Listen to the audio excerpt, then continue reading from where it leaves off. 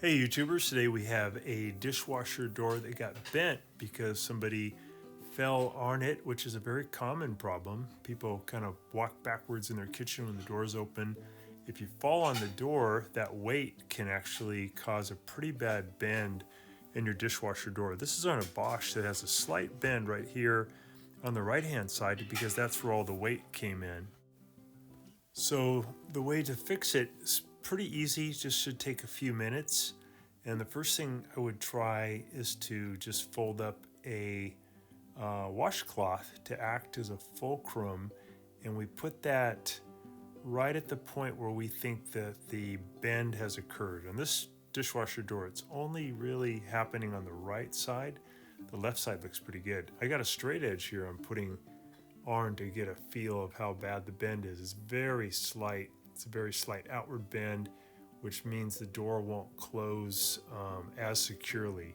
It's more pronounced on this part, this lower part.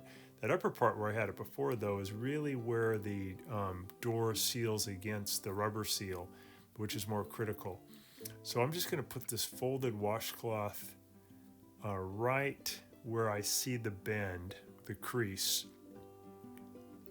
And this will act like a fulcrum, and I'm going to put it in position, and then I'll close the door on that, and I'm going to apply some pressure. I'm going to kind of pulse that pressure in with 3 pulses, pushing a little further each time, and then I'll take the washcloth out and then try it to see if it's going to close a little bit better.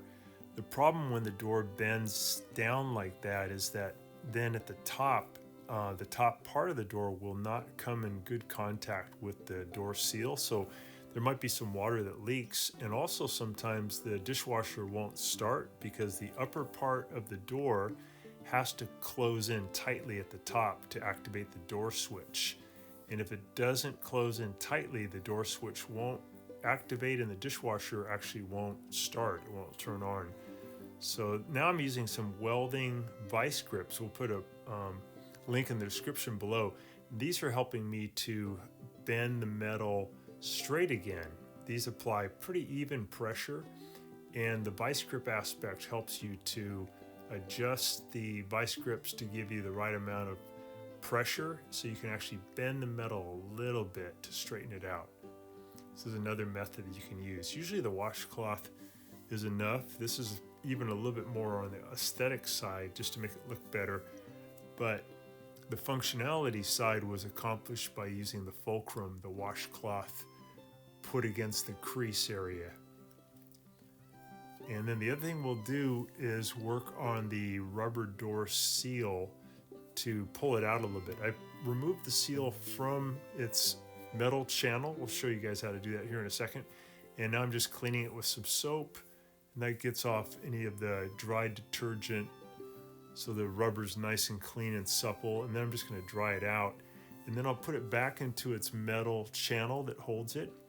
It's easy to pop it back in, it's easy to take out. Here's that little channel, and I'm just going to use my fingers to push it into position and get it in a little tighter. I'm not going to push it all the way in as far as it can go, though. I'm going to push it about halfway in just to kind of get it in position, and then I'll close the door in on it, and that will create a really good tight, watertight seal between the metal door and this rubber door seal. If you push it all the way in, then sometimes you won't get the best seal. So I'm just pushing it in about halfway with my fingers, trying to get it pretty even, and then I'll push the door in closed.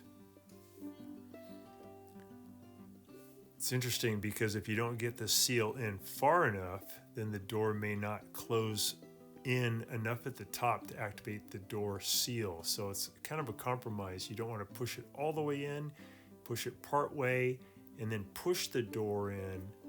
Maybe use a little bit of force to get the door to go all the way in tight, especially at the top. And that should push the rubber seal into position, and it should also help to activate the door seal. We can see, the door switch, we can see this light blinking, and that means that the door switch is not activated. When it turns solid, as we see now, it means that the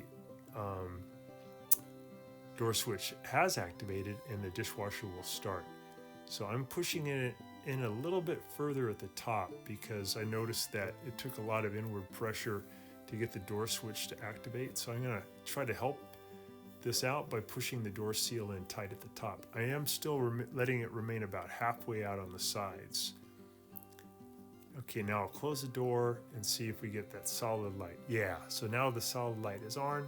We know it's going to work. Watching our video, and please subscribe to our channel when you get a chance, and also click the little bell notification button so we can send you weekly videos on all the different ways of fixing appliances around your home and saving you lots of money.